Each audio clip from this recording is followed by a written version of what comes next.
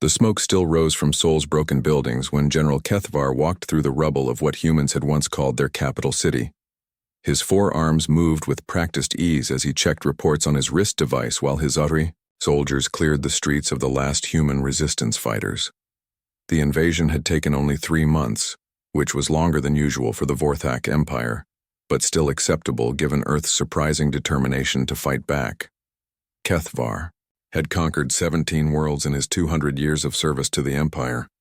Humans were no different from the other species he had defeated, though they did show more creativity in their desperate attempts to survive. Their weapons were primitive, and their ships were barely capable of space travel, yet they had managed to destroy 3 of his cruisers before their defeat became complete. It was almost admirable in a pathetic way. The general's aide, Commander Yu Si-woo, approached with his usual precise military bearing. "Sir, the final sweep of the underground tunnels has captured 47 more humans. Most are civilians, but we found several who appear to be soldiers."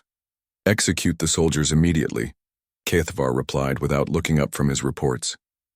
"Keep the civilians for labor assignments. The Empire needs workers for the mining colonies." "Yes, sir, but there is one human who might interest you. He was found in the subway maintenance tunnels but shows no fear like the others. Our interrogators believe he might be useful." Kethvar finally looked at his aide with mild curiosity. In all his years of conquest, he had learned that broken humans made the best servants. They served as perfect examples to other humans of what happened when they accepted their new reality under Vorthak rule. "Bring him to me." 20 minutes later, 2 Vorthak soldiers dragged a human male into the makeshift command center that had been set up in what was once Seoul's city hall. The human was small by Vorthak standards, probably in his late 20s with dark hair and average build. His clothes were dirty from hiding in the tunnels, but he walked upright between his guards rather than being dragged like most captured humans. "Name," Kethvar demanded in the human language he had learned for occupation duties. "Park Dae-ho," the human replied in a steady voice. His eyes met the general's gaze without flinching, which was unusual. Most humans either cowered in terror or raged uselessly when brought before their conquerors. "Occupation before the war?" "Maintenance worker for the subway system." Kethvar studied the human more carefully. Park Dae-ho stood calmly despite being surrounded by armed aliens who had just destroyed his world. There was no trembling in his hands, no sweat on his forehead despite the warm day. His breathing was controlled and even. Most interesting of all, his eyes seemed to be taking in details of the command center, rather than focusing solely on the massive alien general who held his life in 4 hands. "You are not afraid," Kethvar observed. "Fear does not change the situation," Dae-ho replied, simply. The answer intrigued the general. Here was a human who understood reality and accepted it without the emotional outbursts that made most of his species so tiresome. This one might actually be useful as more than just slave labor. "You will serve as my personal attendant," Kethvar decided. "You will clean my quarters, serve my meals, and perform whatever tasks I require. If you serve well, you will be fed and housed adequately. If you displease me, you will be executed. Do you understand?" "I understand," Dae-ho replied with the same calm tone. Si-woo looked surprised by the decision. Personal servants were usually chosen from among the most broken prisoners after months of conditioning. Taking a newly captured human for such a position was highly irregular. "Sir, perhaps we should—" "The decision is made," Kethvar cut him off. "This human will serve as an example to his people. They will see that acceptance of Vorthak rule leads to better treatment than futile resistance." That evening, Dae-ho was brought to the general's quarters aboard the orbital station Dominion's Fist, the massive ship that served as headquarters for the occupation force. The quarters were larger than most human apartments, filled with alien furniture and technology that hummed with quiet power. Kethvar explained the daily routine that would be expected and showed Dae-ho where cleaning supplies were stored.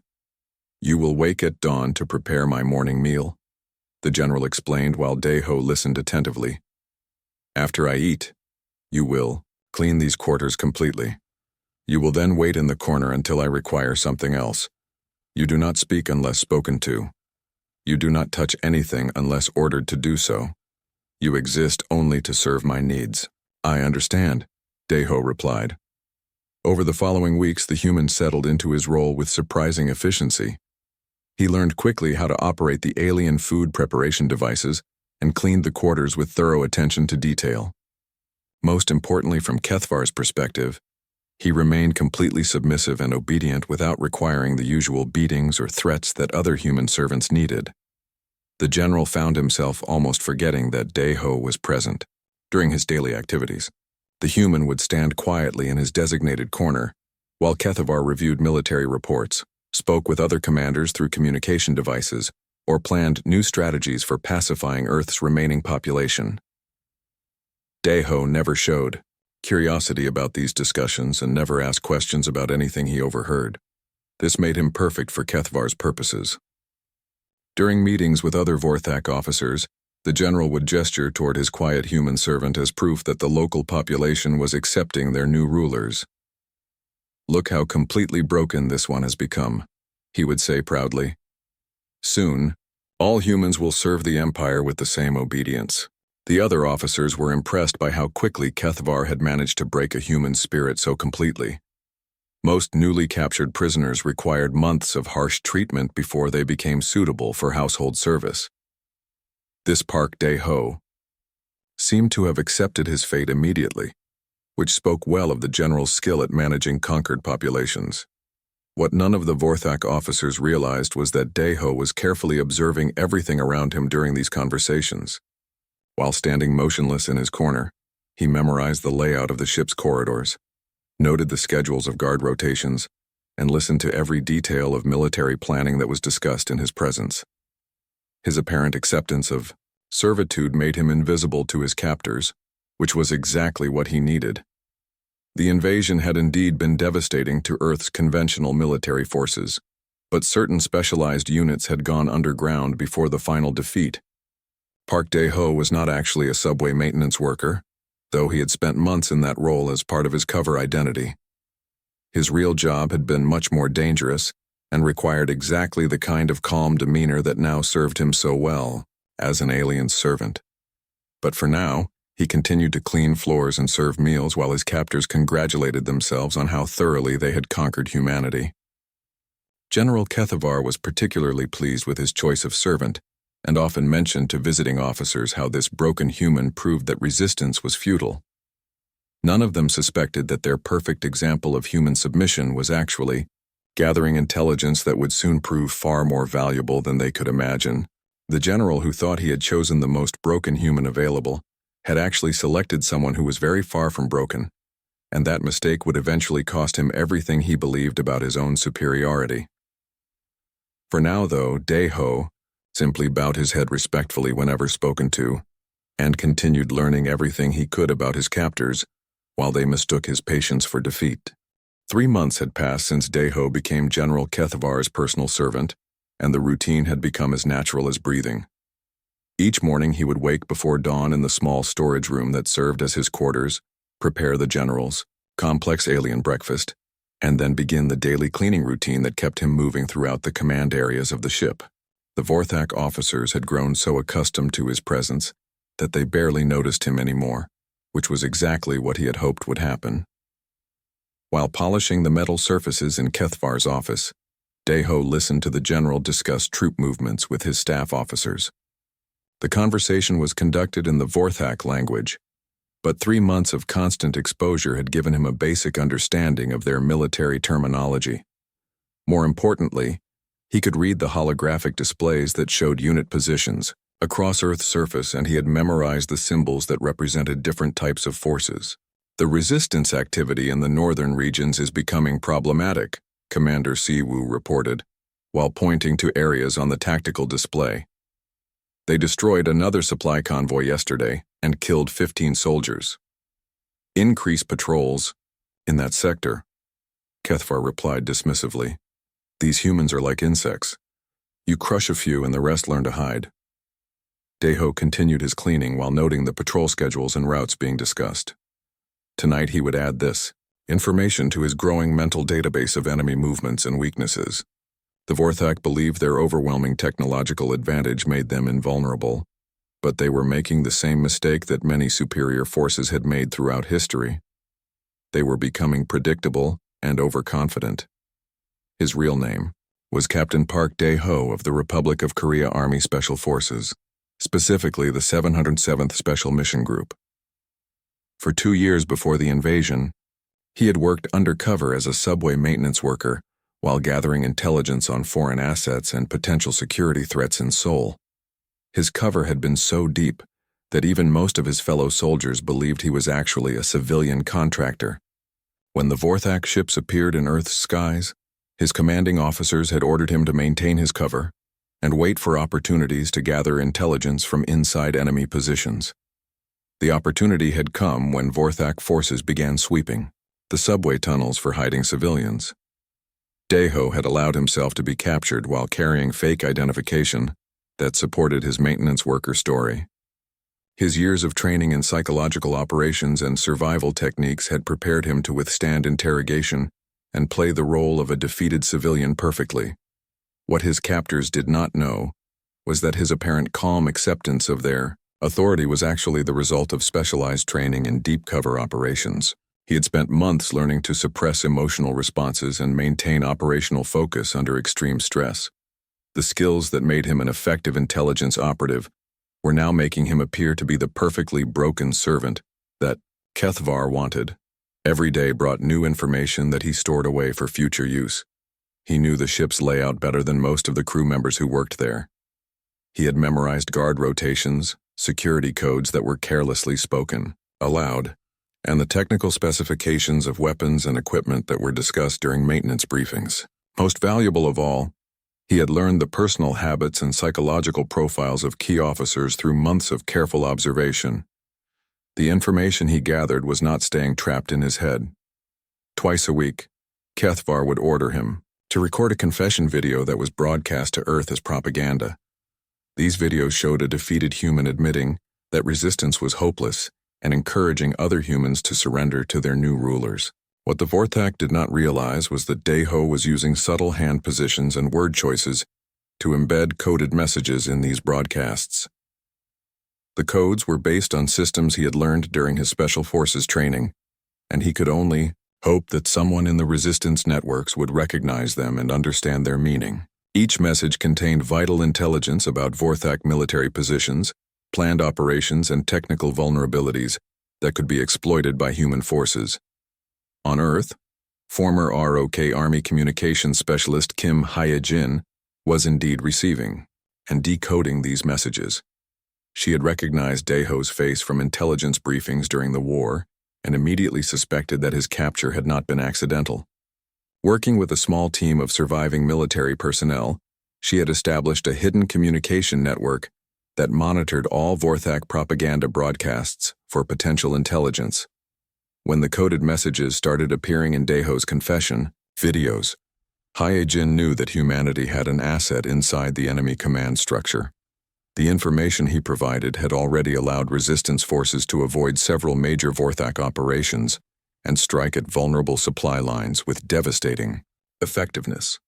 The aliens were beginning to face a level of organized opposition that they had not expected from what they considered a primitive species. Back on the orbital station, Dae-ho continued to play his role perfectly while gathering increasingly sensitive intelligence. During one particularly valuable morning, he overheard Kethvar discussing plans for a major operation against resistance strongholds in the mountains. The general was explaining to his staff how they would use orbital bombardment to collapse cave systems where humans were believed to be hiding. "The bombardment will begin at dawn in 3 days," Kethvar said while reviewing targeting data on his personal display. "We will use precision strikes to seal the cave entrances and trap anyone inside. After a few days without food or air, any survivors will surrender."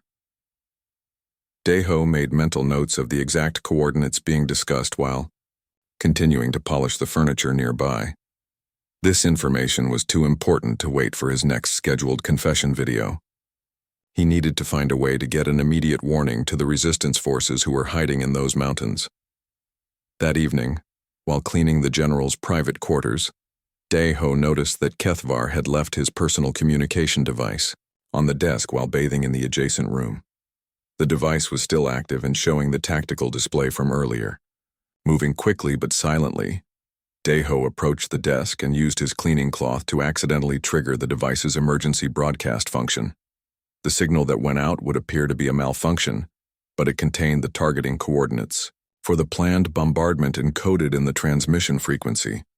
Hae-jin and her team would recognize the pattern and understand that their mountain bases were compromised. They would have just enough time to evacuate before the Vorthak attack.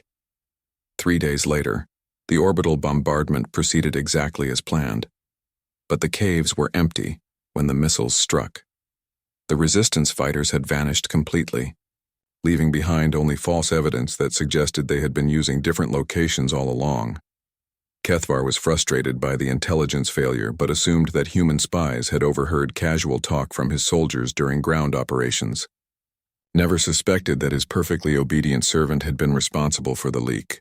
Dae-ho continued his daily routine without showing any sign that he was aware of the failed operation. His apparent ignorance of military matters made it impossible for anyone to suspect that he understood the significance of what he had overheard. The successful warning proved to both Dae-ho and the resistance forces that their communication system was working effectively. Over the following weeks, the flow of intelligence from the orbital station to Earth increased significantly. Details about weapon capabilities, ship movements, and planned operations were passed through coded messages that allowed human forces to stay one step ahead of their occupiers. Lieutenant Colonel Nam Ho-seok, who had been presumed dead after his unit was overrun during the initial invasion, was actually leading a growing network of special forces operatives who used Dae-ho's intelligence to plan increasingly bold strikes against Vorthak positions. The aliens were beginning to face coordinated attacks that targeted their specific weaknesses with unsettling precision. Commander Sai-woo had started to notice that their recent operations were failing more often than expected, but he attributed the problems to human luck rather than superior intelligence. The idea that primitive humans could be outmaneuvering the mighty Vorthak Empire was simply too absurd to consider seriously. General Kethvar remained completely confident in his superiority and continued to use his human servant as proof that resistance was futile. He had no idea that his choice of the wrong human was about to cost him far more than he could possibly imagine. Commander Siwoo stared at the tactical display showing another failed operation, his 4 hands clenched in frustration as he reviewed the casualty reports. This was the 7th major setback in as many weeks, and the pattern was becoming impossible to ignore. Every time Vorthak forces moved against suspected human resistance positions, they found either empty locations or carefully prepared ambushes that inflicted heavy losses on the supposedly superior alien troops. The humans are getting lucky too, often, Siwoo muttered to himself as he studied the data. During his 50 years of military service, he had never encountered such consistently effective opposition from a conquered species. Most primitives either collapsed completely after their initial defeat or launched desperate attacks that accomplished nothing except their own destruction. These humans were different, and that difference was starting to worry him. The most recent failure had been particularly embarrassing. Intelligence reports had indicated a large gathering of resistance fighters in an abandoned factory complex outside what used to be called Busan. General Kethvar had personally planned a surprise attack using 3 full assault battalions supported by airstrikes. But when the forces arrived, they found only empty buildings and a series of explosive traps that had been perfectly positioned to cause maximum damage to the attacking troops. Worse yet, while the Vorthak forces were dealing with the trap at the factory, human fighters had launched simultaneous attacks on 2 supply depots that were supposedly secret locations. The coordination required for such operations suggested a level of intelligence gathering and communication that should have been impossible for a defeated species using primitive technology. Siwoo decided to begin a systematic review of their security procedures, starting with the most obvious potential weak points. He pulled up personnel files for everyone who had access to sensitive planning information and began cross-referencing their activities with the timing of recent intelligence leaks. The process was tedious but necessary if they were going to identify how the humans were obtaining their strategic information. After several hours of analysis, one anomaly began to stand out in the data. The human servant who worked in General Kethvar's private quarters had been present during discussions of every single operation that had subsequently failed. This could be coincidence since the general often conducted business in his quarters, but the correlation was worth investigating. Further, Siwoo accessed the security recordings from the general's quarters and began reviewing them carefully.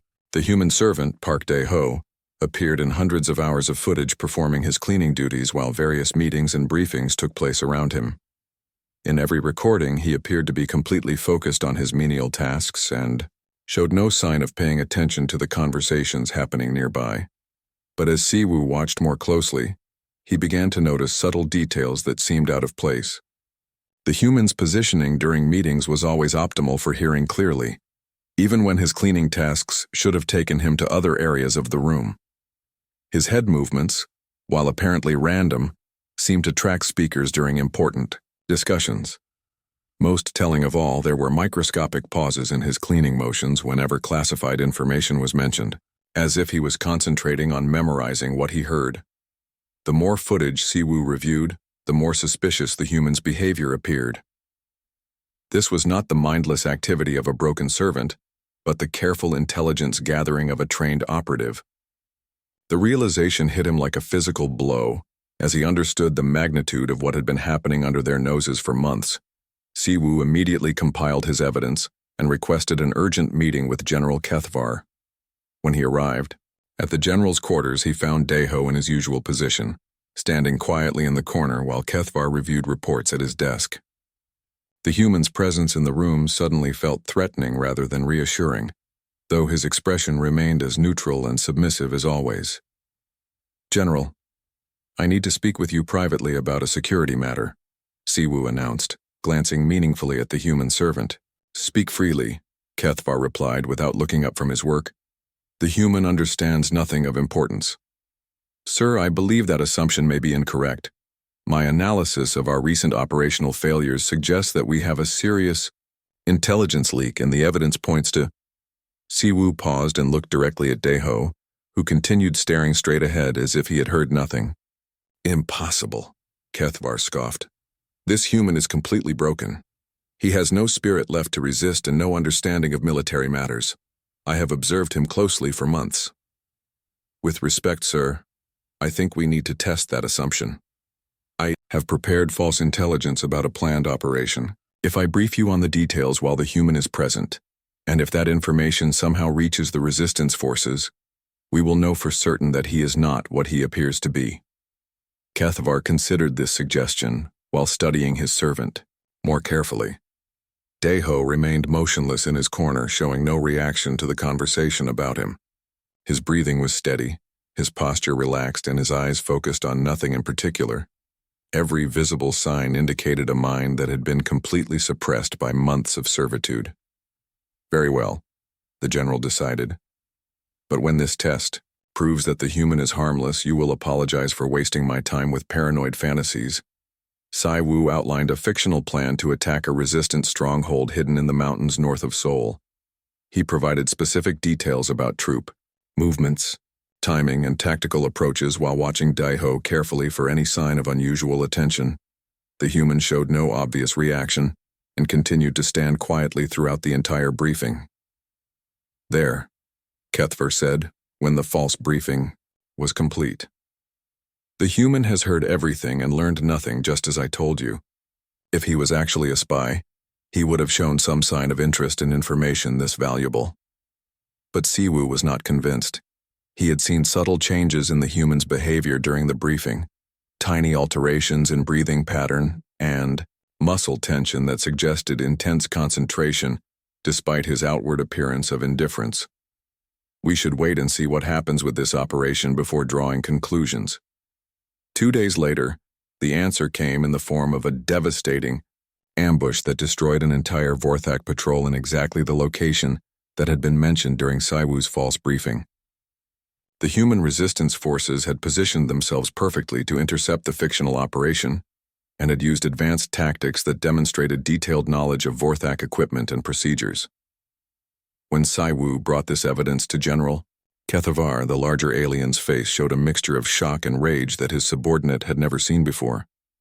For months, the general had been proudly displaying his broken human servant as proof of Vorthak's superiority, never realizing that he was actually showcasing his own complete failure to understand his enemy.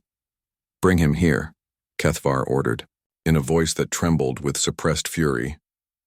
When Deho was escorted into the room by 2 guards, he maintained the same calm demeanor that had served him so well throughout his months of captivity. He stood at attention between the alien soldiers and waited for orders with apparent patience, showing no sign that he understood the significance of this unusual summons. "I know what you are," Kethavar said in careful English, his words heavy, with menace. "You are not a maintenance worker and you are not broken. You have been gathering intelligence and feeding it to the resistance forces." Deho met the general's gaze steadily and replied in the same neutral tone he had always used. "I do not understand what you mean. I am only a servant who cleans your quarters and prepares your food."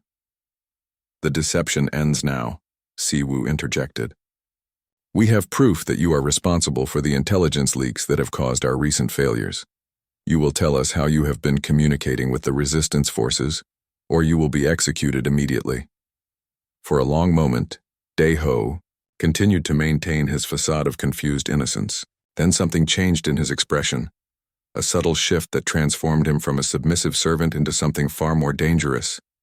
When he spoke again, his voice carried a quiet confidence that had been completely absent for months. "You chose the wrong human," he said simply, and both aliens realized that their perfect example of human defeat had never been defeated at all. The transformation in Deho was immediate and complete as he dropped the pretense that had protected him for months. His posture straightened from the submissive slouch of a servant to the confident bearing of a professional soldier, and his eyes now held the sharp intelligence that he had carefully hidden from his captors. The quiet man who had cleaned floors and served meals was gone, replaced by someone who radiated competence and barely controlled danger. "Captain Park Dae-ho, Republic of Korea Army Special Forces," he announced formally to the stunned aliens. 707th Special Mission Group, Intelligence Division. "I have been operating under deep cover for the past 4 months while gathering strategic intelligence on Vorthak military capabilities and organizational structure." General Kethavar stepped backward instinctively, his 4 hands reaching for the weapon at his side before stopping as he realized the futility of the gesture.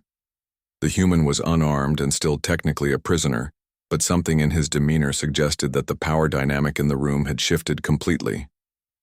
"Impossible. You were broken, completely submissive." "I was trained to appear broken," Deho corrected with a slight smile. "Your species makes the same mistake that many superior forces have made throughout history. You assume that technological advantage equals strategic superiority, and you underestimate opponents who do not fight according to your expectations." Saiwu activated his communication device to call for additional security, but nothing happened. The device was completely dead, showing no sign of power or connectivity. He tried his backup communicator with the same result, then looked at the human with growing alarm. "What have you done?" "Your communications have been disabled for the past hour," Deho explained calmly. "The technical specifications I provided to resistance forces included complete information about your communication systems and their vulnerabilities. Master Sergeant Lee Bong-soo is currently leading a strike team through your ship, while Captain Song Mi-kyung's forces disable your defensive systems from the outside." As if summoned by his words, the sound of explosions began echoing through the ship's corridors, followed by the distinctive whine of energy weapons firing. Emergency lights started flashing as the main power systems fluctuated under attack. Through the viewports, the general could see human fighter craft swarming around the orbital station like angry insects, their weapons tearing through shields that should have been impenetrable. "This is impossible," Kethavar repeated, though his voice now carried less conviction. "Human technology cannot penetrate our defenses." "Human technology, no," Deho agreed. "But Vorthak technology can, and we have had months to study and duplicate your equipment using the detailed information I provided. Every weakness in your systems, Every vulnerability in your tactics, every predictable pattern in your behavior, has been cataloged and countered.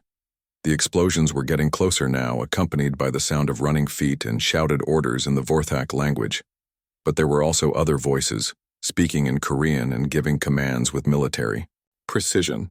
The impossible was happening, as human forces fought their way through the most secure sections of the alien ship, using captured weapons and insider knowledge. Colonel Park Jin-woo's assault teams have been training for this operation since the second week of my captivity. Daeho continued as chaos erupted around them. Every guard rotation, every security protocol, every escape route from this room was mapped and analyzed.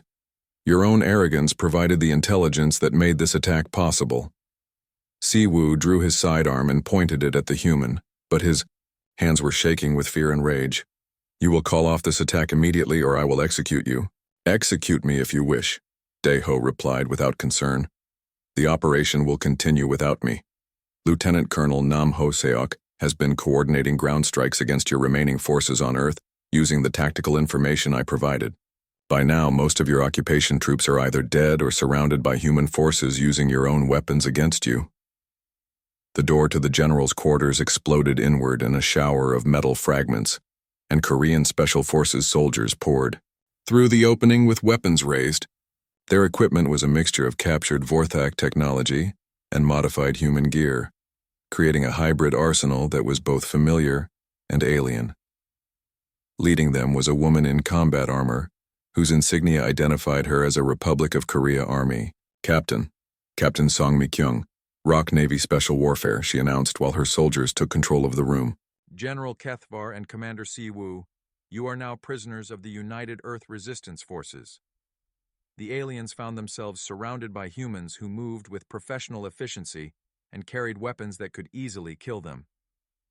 Si-woo's sidearm was quickly disarmed while Kethvar stood frozen in shock at the complete reversal of his situation. The beings he had considered primitive and defeated were now his captors, using his own technology against him with devastating effectiveness. Status report, Daeho requested as if he had never been a prisoner at all. The ship is secure, Song Mi-kyung replied crisply. We have control of the bridge, engineering, and all critical systems. Enemy casualties are heavy, but some crew members have surrendered and are being processed. Dr. An Soo-jin's technical team is downloading the main computer databases as we speak. Ground operations? Colonel Won Tae-sung reports that Vorthak forces in Seoul and Busan have been neutralized. Lieutenant Colonel Nam Ho-seok's teams have captured 3 supply bases and 2 communication centers. Admiral Kim Do-hyun's fleet engaged the remaining Vorthak ships in Earth orbit 20 minutes ago, using captured technology and the tactical data you provided. Enemy losses are total. Kethvar listened to this exchange with growing horror as he realized the scope of what had been accomplished using intelligence he had unknowingly provided. His perfect servant had been feeding detailed information to a coordinated resistance network that had spent months preparing for this moment.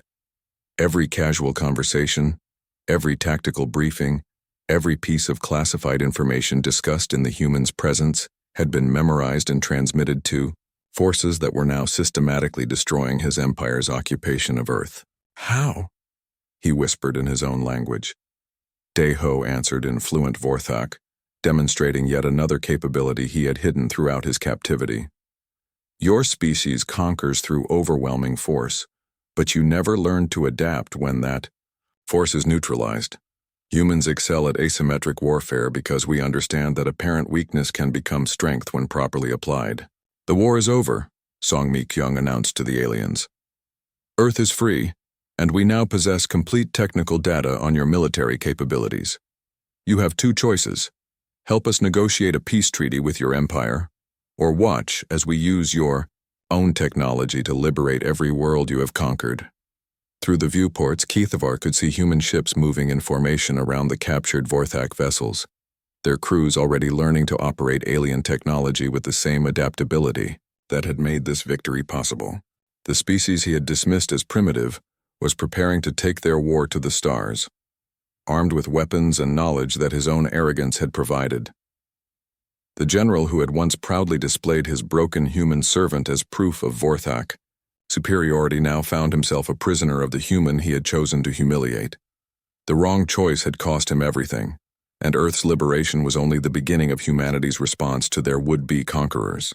3 weeks after the liberation of Earth, General Kethvar sat in a holding cell aboard what had once been his own flagship, now under the command of Admiral Kim Do-hyun of the newly formed United Earth Space Force. The irony was not lost on him that he was experiencing the same powerlessness he had once inflicted on countless other beings throughout his career of conquest. The roles had been completely reversed, and he was now dependent on his former victims for his continued survival. The cell was not uncomfortable by human standards, but it was a constant reminder of his fall from absolute power to complete helplessness. Through the small viewport, he could see human technicians working alongside captured Vorthak equipment, learning to operate systems that had taken his people centuries to develop. The speed with which humans adapted to alien technology was disturbing, suggesting capabilities that the Vorthak Empire had completely failed to recognize. The door opened and Dae-ho entered, now wearing the uniform of a Korean army captain with ribbons that indicated extensive combat experience and specialized training. The transformation from submissive servant to confident military officer was complete, and Kethvar realized that he had never seen the real person during those months of captivity. Everything from the broken posture to the fearful expressions had been carefully calculated performances designed to gather intelligence while appearing harmless. "I wanted to speak with you before the final negotiations begin," Dae-ho said as he took a seat across from the former general. "There are things you should understand about what happened and why your empire's conquest of Earth was doomed from the moment you made certain assumptions about humanity." "You deceived me completely," Kethvar replied bitterly. "I trusted you, and you betrayed that trust." "I was never your servant," Dae-ho corrected firmly. "I was a prisoner of war who maintained my military duties under extremely difficult circumstances. Everything I did was in service to my oath as a soldier and my responsibility to protect my people. You made the mistake of believing that capturing someone meant controlling them." Through the viewport, they could see Earth hanging in space like a blue jewel, but now it was surrounded by a growing fleet of human vessels equipped with Vorthak technology. The transformation had been remarkably swift, as human engineers reverse-engineered alien systems and began producing hybrid ships that combined the best of both technologies. The primitive species that Kethvar had dismissed was now building a space force that could challenge the Vorthak Empire on equal terms. "Your people fought well," Dae-ho continued, "but you made the same error that superior forces have made throughout history. You assumed that your advantages were permanent and that your enemies would remain static. You never considered that humans might be capable of learning, adapting, and turning your own strengths against you." Dr. An Soo-jin's research teams had made remarkable progress in understanding Vorthak biology and technology during the weeks since the liberation. They had discovered that many of the aliens' apparent advantages were actually vulnerabilities when properly exploited. Their enhanced strength came at the cost of reduced flexibility. Their advanced technology relied on centralized systems that could be disrupted, and their military doctrine was so rigid that creative tactics could completely overwhelm their responses. "The fundamental difference between our species," Dae-ho explained, "is that you conquer through overwhelming force while we survive through adaptation. When faced with a superior enemy, humans do not simply accept defeat. We study, we learn, we improvise, and we find ways to turn apparent weaknesses into advantages." The door opened again, and Captain Song Mi-kyung entered with a datapad containing the latest reports from across the galaxy. The information was both fascinating and disturbing, as it revealed the scope of what was happening beyond Earth's solar system. "The Zephyrian system has declared independence from the Vorthak Empire," she reported. "They used the technical data we transmitted to disable the occupation fleet's communications, and local resistance forces have taken control of 3 planets. The Altarian colonies have also begun their uprising," she continued. "Lieutenant Colonel Nam Ho-seok's tactical manuals have been distributed to resistance leaders on 17 different worlds, and they are reporting significant success against Vorthak forces that were not prepared for coordinated asymmetric warfare." Kethvar listened to these reports with growing despair, as he realized that Earth's liberation was triggering a cascade of rebellions throughout the Vorthak Empire. The conquered worlds that had accepted their fate for decades were now rising up using human tactics and captured alien technology. The empire that had seemed unshakable was crumbling as its foundation of overwhelming technological superiority was systematically dismantled. This was always the plan, Daiho revealed. Earth was never intended to be just another conquered world. From the moment your ships appeared in our skies, our strategists understood that conventional warfare would fail. General Wan Tai-sung and his staff developed a long-term plan that focused on intelligence gathering and technological acquisition, rather than direct military confrontation. My capture was not accidental, he continued. It was a calculated risk designed to place an intelligence asset in the highest levels of your command structure. The apparent ease with which you defeated our conventional forces was partly deliberate, designed to make you overconfident, while our real preparations continued in secret. The scope of human deception was staggering as Kethvar began to understand how completely he had been manipulated. Every decision he had made during the occupation had been influenced by intelligence that humans wanted him to have, while the real information was being carefully hidden from his forces. His own arrogance had been used as a weapon against him, making him an unwitting collaborator in his own defeat. "What do you want from me?" he asked finally. "Your cooperation in ending this war before more lives are lost," Daiho replied. "The Vorthak Empire can choose to negotiate a peaceful withdrawal from all conquered territories, or it can face the consequences of continued resistance. Either way, the age of easy conquest is over. The galaxy has learned that even the most powerful force can be defeated by opponents who refuse to fight according to expected rules." Admiral Kim Do-hyun entered the cell at that moment, carrying official documents that would determine the future relationship between Earth and the Vorthak Empire. "The United Nations Security Council has approved the final terms," she announced.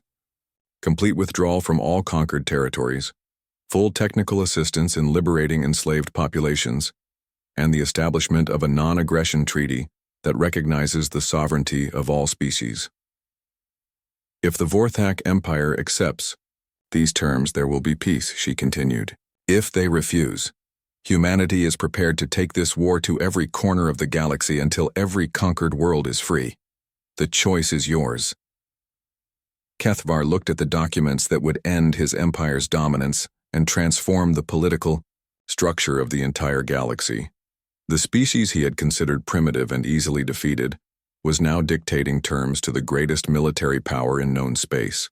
The human he had chosen as a symbol of defeat had instead become the architect of his own downfall.